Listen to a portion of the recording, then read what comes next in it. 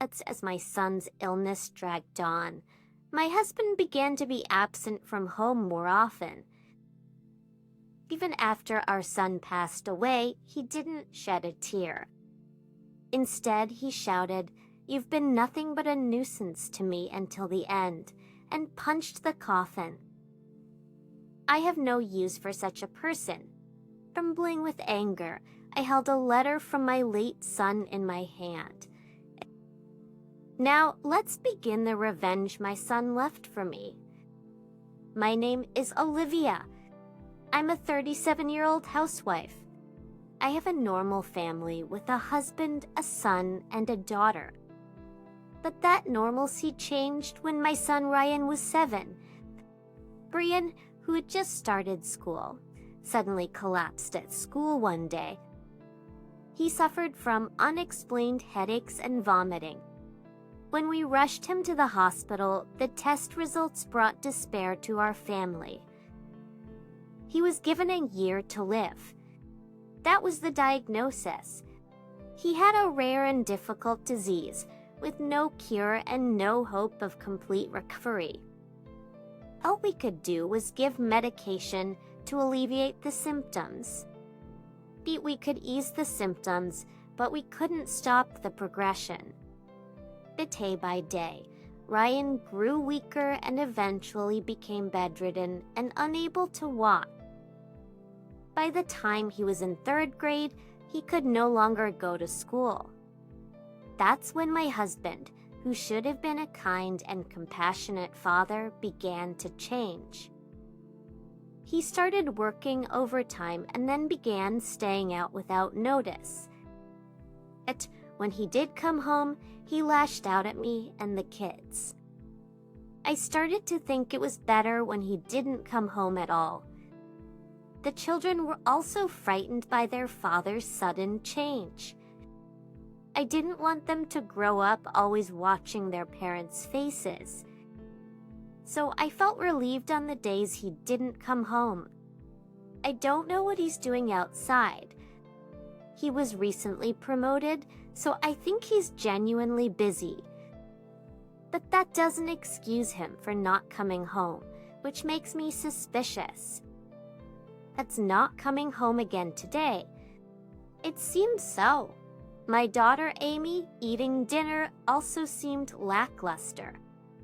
She's 8 years old, a time when she should be clinging to her parents, and I felt sorry for her. I was preoccupied with caring for Ryan and inevitably had less time to spend with Amy. I wished my husband would help. Then one day, after several days, my husband came home. As soon as he got home, he threw his belongings and clothes around carelessly.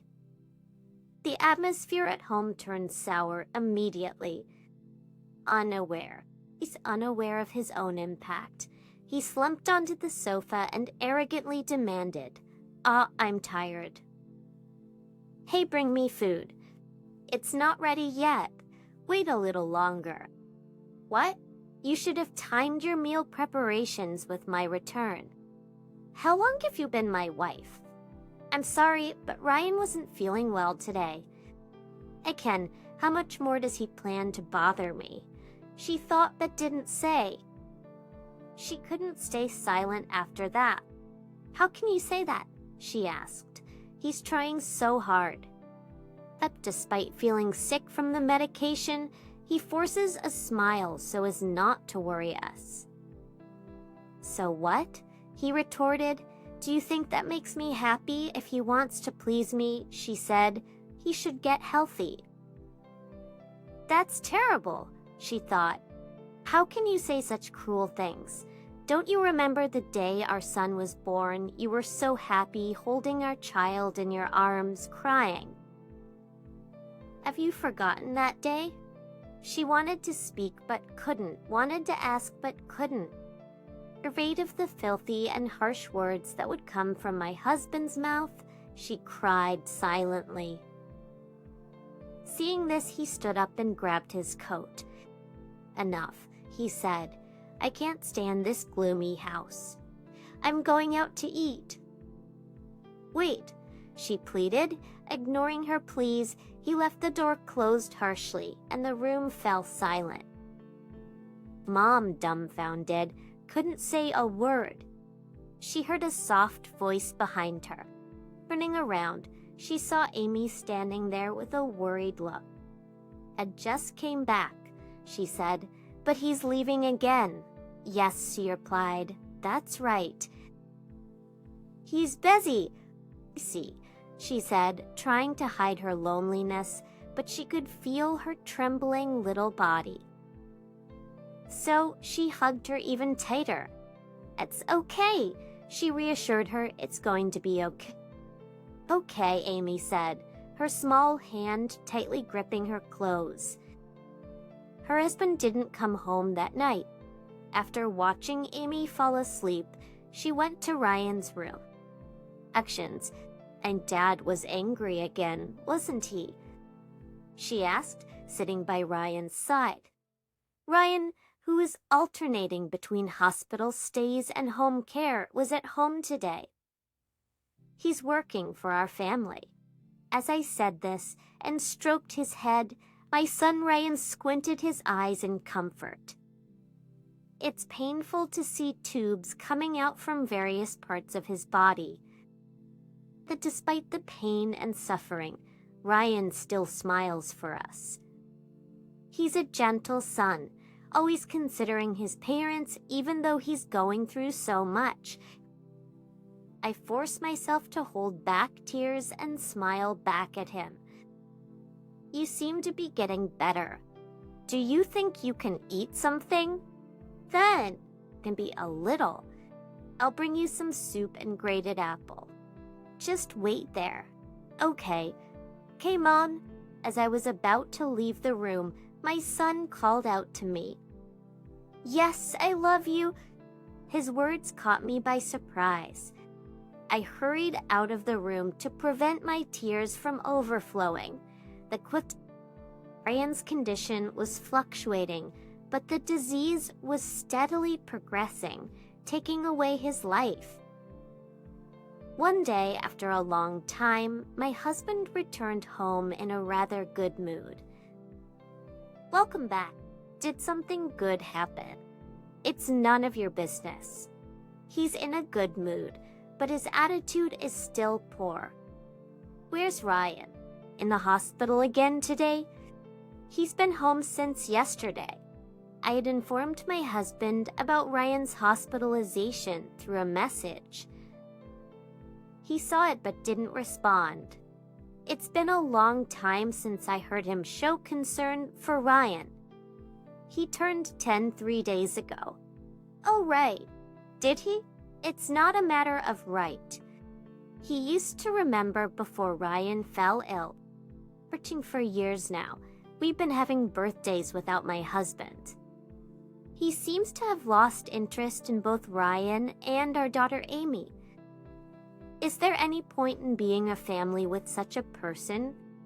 I ask myself, but I still haven't found an answer. But despite everything, the children still look up to him as their father, so divorce isn't a simple decision.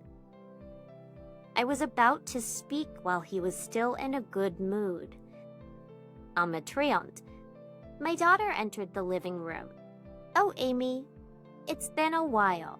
I'm happy to see you're doing well." I frowned at his sarcastic remark, unnoticed by my husband. Amy hesitated for a moment and then said, Brother wants to talk to you, Dad." "What?" Both my husband and I were surprised by her words. "Ryan wants to talk to me." To his question, Amy just nodded. He said something like, "That's a bothers," and ignored it, but today he's in a good mood. He reluctantly headed to Ryan's room. "That's good." I sighed with relief and asked my daughter, "What did your brother want to talk about?" She replied, "I don't know.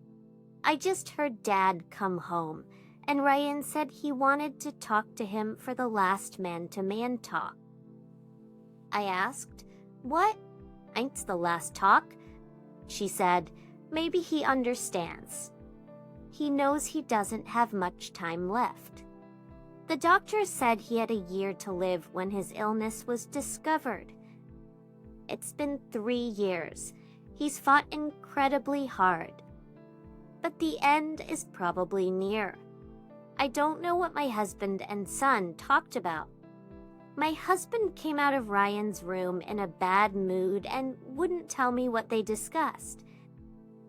Ryan also kept it a secret, saying it was man-to-man talk. Their behavior left me feeling restless. Then, a month later, on the rare occasion when my husband said he was going on a business trip, not just staying out overnight, Ryan's condition suddenly worsened. Brother, he passed away peacefully at the hospital, as if comforting our grieving hearts. He looked serene with no signs of suffering.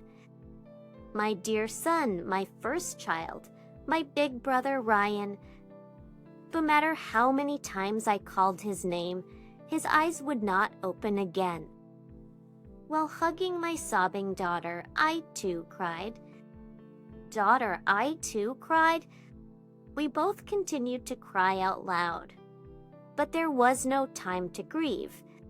I first contacted our parents and in-laws. Both sets of grandparents rushed over and cried when they saw Ryan. Then, leaving my exhausted daughter in my mother's care, I started making arrangements. Dealing with the hospital, organizing the funeral. It was dizzyingly busy, but that was okay. Being busy helped me forget the sadness. Bride parents and in-laws looked on, but I forced a smile and kept moving, assuring them that everything was okay. This was a first-time experience for me, and above all, I was mentally exhausted. If my father and father-in-law hadn't helped, I wouldn't have managed. And if my mother and mother-in-law hadn't taken care of the house and Amy, it would have been impossible. What the hell is he doing? It was my father-in-law who finally exploded in anger. He raised his voice over the absence of my husband, who should have been more active than even me, his what? He's on a business trip and will be back tomorrow. He's on a business trip. A business trip at a time like this. I'm calling him. But that my father-in-law called my husband, his own son. I could hear them arguing over the phone. This meant my husband was undoubtedly in a foul mood. I had a bad feeling about this, and it turned out to be right. A few hours later, my husband appeared, enveloped in an unmistakably bad mood. I was in the middle of an important business trip. What will you do if this ruins the deal? But to his angry outburst, my father-in-law retorted, who prioritizes work over their son's funeral? If that's the kind of heartless company you're dealing with, let them go under. At those words, my husband, who had no comeback, glared at Ryan's coffin. Was always in my way, right to the very end. He even punched the coffin. Of course, my father-in-law pummeled him for it. At that moment, something inside me snapped. But now was not the time to show it. At least for now, I had to hold it in. My husband continued to grumble, but he quieted down once the funeral started. And then, unbelievably, Ryan, he started crying.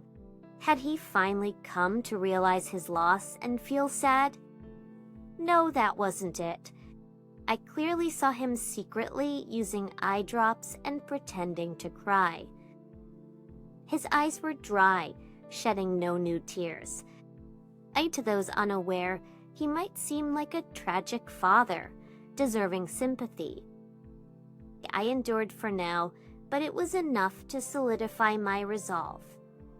And as the funeral neared its end, it was time to read the letter Ryan left behind. A letter, Sigris? He left a letter. It's his last will. Amy told me it was in his locked desk. I had already read the letter, but my husband was surprised.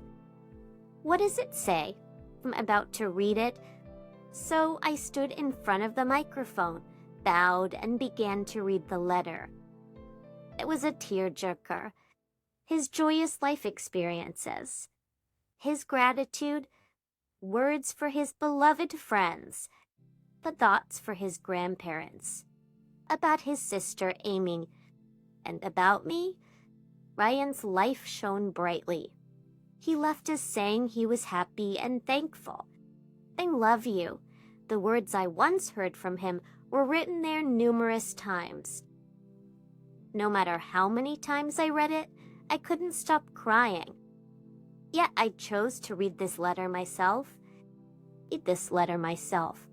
Sobs could be heard from the attendees.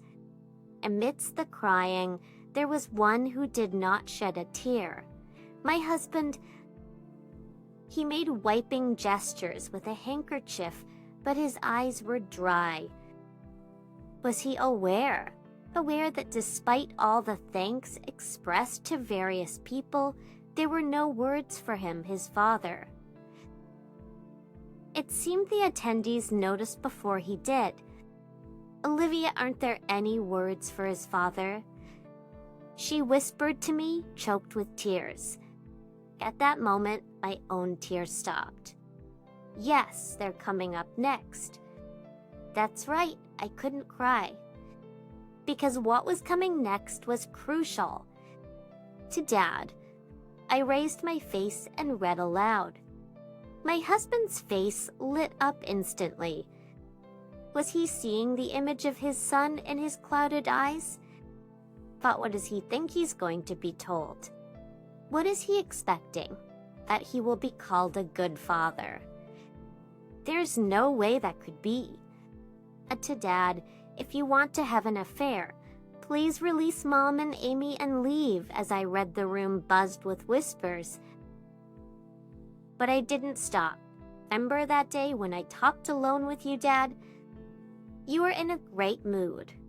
You told me happily that you got a cute young lover. This is a secret. Just between us men, you said with a laugh, right? The murmuring in the room grew louder. Craig, what?